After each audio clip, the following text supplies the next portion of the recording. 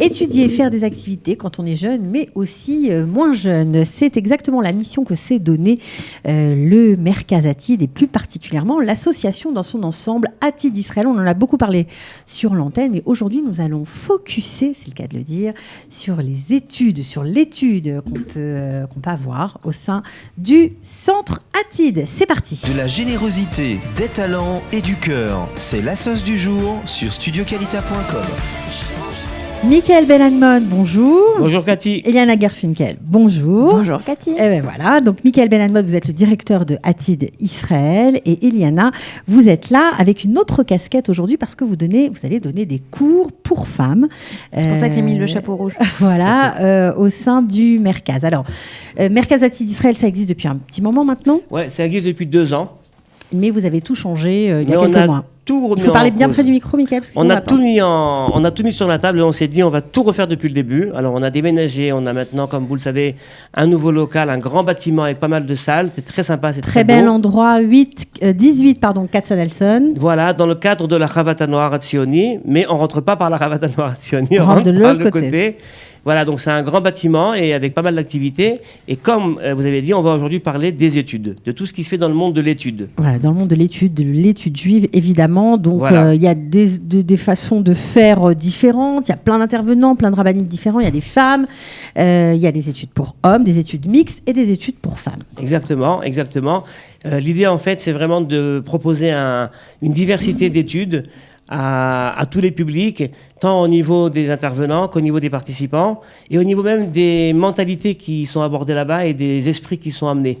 C'est vraiment l'idée. Alors, on sait que tous les matins, on peut étudier chez vous. Voilà, tous les matins, on a un monsieur très sympathique, le Rav Meir, qui est assis au Beth Midrash, qu'on peut voir là-bas, le Beth Midrash. Et alors, il est assis là-bas et il fait du one-on-one.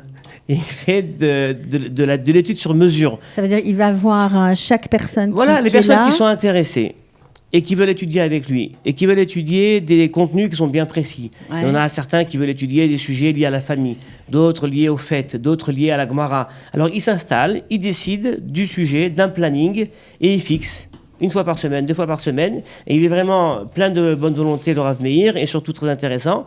Il s'assoit avec eux. Ça peut être le matin, ça peut être l'après-midi, et ils avancent, ils commencent à étudier. Ça, c'est l'étude, on va dire, juive le matin, étude sur texte, j'imagine. Tous les soirs, c'est aussi possible avec d'autres intervenants, notamment Gabriel Lévy, Shmuel Belisha et Hillel Glaser. Donc là, ça se passe comment? C'est des cours magistraux? Le soir, c'est en fait le Beth Midrash Mahalim Bakodesh. Okay. C'est-à-dire, en fait, tous les soirs, on a une 25 élèves étudiants qui viennent étudier.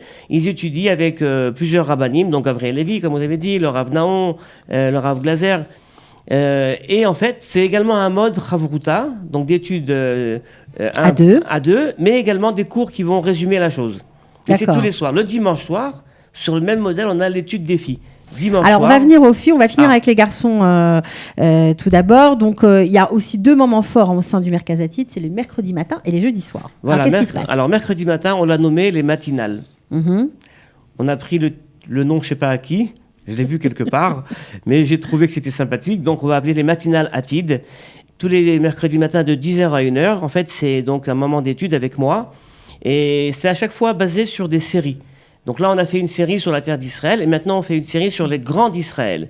Donc, on a commencé à parler de Rabbi Nachman, on va parler du Rav Ovadia Yosef, de Rachid, Maïmonide. Bon, si je comprends bien, Michael, c'est un moyen de, on va dire, combler les trous, c'est ça? Parce que parfois, on fait son alia, on vit en Israël, mais on n'a pas toujours étudié dans des écoles juives, on n'a pas toujours eu le temps d'étudier, de se pencher sur nos sources. Donc, c'est pour tout le monde? Oui, c'est pour tout le monde. Et j'aimerais dire quelque chose parce que certaines fois, je me pose la question du but de l'étude. C'est quoi la finalité de l'étude? Est-ce qu'il faut s'asseoir pour apprendre et emmagasiner des connaissances, un peu comme un livre, quoi. On devient un livre ambulant. Ou alors l'étude, c'est autre chose. C'est prendre un moment dans la semaine de tranquillité où on s'assoit avec des personnes sympathiques, on boit un petit café, on mange des croissants, et puis on pose des questions qui nous intéressent, ou alors on veut savoir des choses sur des sujets dont tout le monde parle, mais nous, on ne connaît pas vraiment. Le mercredi matin, le but, c'est pas de faire un marathon d'études. C'est de 10h à 13h, tous les mercredis matins. C'est de prendre son temps, de s'asseoir sympathiquement, de prendre un sujet et puis de le travailler en profondeur, en largeur.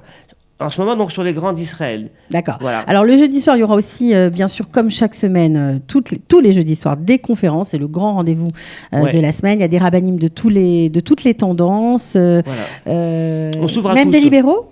Alors, on s'ouvre à tous. Tout d'abord, on s'ouvre à toutes les tendances du judaïsme orthodoxe. D'accord, ok. Maintenant, moi, personnellement, de faire venir des personnes des mouvements progressistes, libéraux, conservatifs, qui sont mes amis et qui sont mes frères Bien avant sûr.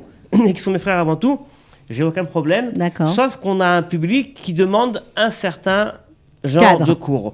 Et donc, aujourd'hui, on fait venir des personnes qui sont adaptées à cette demande, mais peut-être que dans d'autres cadres, Ça évoluera. on fera venir des personnes, évidemment, pour parler différemment. Bon, alors on a encore beaucoup de choses à se dire, et notamment, et c'est pour ça qu'elle est là aujourd'hui, je me pour ça tourne que je suis vers là. Eliana Je suis venue de loin. Gerfinkel, qui va donner un cours. Donc, ce sera un cours par semaine, l'after de la paracha.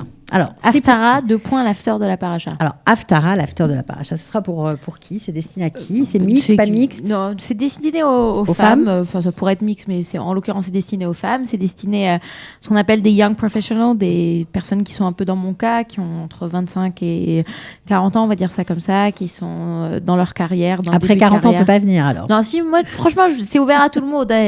C'est un chiour que je faisais avant chez moi, qu'on va passer au Merkaz. Il y a eu de tout. Il y a de tout, c'est ouvert. Alors, c'est quoi? C'est une étude sur texte de l'Haftara? C'est une étude sur texte sur l'Haftara. En fait, la paracha, on commence à connaître, dans le sens où c'est traité un peu à droite à gauche partout, mais on oublie que les rabbinim ont institué il y a des centaines d'années qu'on fasse un lien entre ce qu'on appelle la Torah, donc le Pentateuque, et le Nach, c'est-à-dire les Nevi'im, Ktuvim, les écrits, les hagiographes et les écrits, si je me trompe pas, quelque chose comme ça.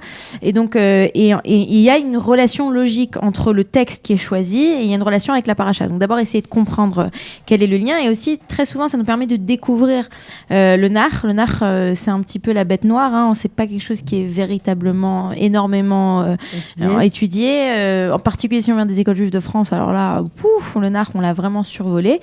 Et le Nach a beaucoup de choses à nous enseigner. Et par exemple, on parle souvent des prophètes, et en Israël, ça fait beaucoup partie de l'éthos et du mythe quand on est revenu en Israël. On avait chaque leader sioniste avait son prophète qu'il aimait bien. Si c'est le cas de Ben Gurion, Ishaïa, il l'adorait, il le citait à droite à gauche. Et il y a des raisons pour lesquelles ces prophètes nous disent des choses, et il serait temps de les écouter. Et au lieu d'être simplement assis à la synagogue et ne pas comprendre, parce que c'est un texte qui est quand même en général très poétique, essayer de comprendre et de voir surtout la relation avec la paracha. Pourquoi est-ce que les Chachamim ont décidé qu'il y a un lien entre cette Haftara et cette paracha? Ok, alors ce sera quand? Ce sera le mercredi soir. Ouais. De quelle heure à quelle heure? De 8h30 jusqu'à, j'imagine, 9h30, 10h, quelque chose comme ça. On verra comment ça se passera. Peut-être qu'on dira 8h pour commencer à 8h30. Enfin, c'est un cours de français. Il faut pas le dire. Donc, c'est à 8h. Évidemment, c'est en français. C'est en français. Et puis, on essaiera de voir le texte et d'essayer de comprendre et de voir peut-être une analyse de texte comme on a l'habitude en France pour préparer son bac de français, de faire de l'analyse de texte, vraiment de s'arrêter sur les mots, sur les tournures de phrases, alors que parfois, on n'est pas habitué à ça quand on étudie la Torah, et donc ce sera l'occasion de faire les deux ensemble. Donc ça s'adresse évidemment à toutes les femmes qui ont envie d'approfondir la Haftara. Après tout, ça sera, je pense, tout à fait utile. Il y aura des enseignements qu'on pourra utiliser dans sa vie quotidienne? Moi, je pense que la Torah, c'est un enseignement continu pour la vie quotidienne. Je vois pas l'intérêt d'étudier la Torah si ça influe pas sur nos vies. Mais bon, ça, c'est ma vision des choses. Donc oui, je pense que c'est le but, quoi. C'est le but, et puis même de mieux comprendre qui on est d'un point de vue identitaire. Quand on sait d'où on vient, on va beaucoup mieux, je pense. Mais ok.